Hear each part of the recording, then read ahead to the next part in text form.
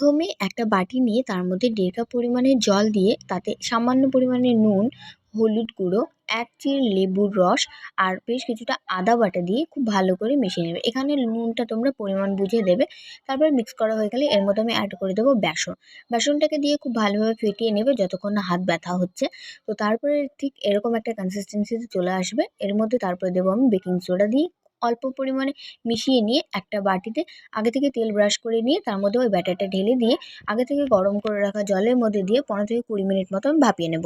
তারপরে ভাপিয়ে কিছুটা ঠান্ডা হয়ে গেলে ওটা ডিমোল্ড করে নিয়ে খুব ভালো করে আমি ছোট, ছোট পিস করে নেব। যার যেমন ইচ্ছা শেপ করে কেটে নিতে পারো। তারপরে একটা প্যানের ভিতরে সরিষার তেল দিয়ে তাতে কালো আর সাদা সর্ষে দিয়ে কিছুটা পরিমাণে কাঁচা লঙ্কা কুচি আর কারি পাতা দিয়ে একটা তরকারি রেডি করে নেব।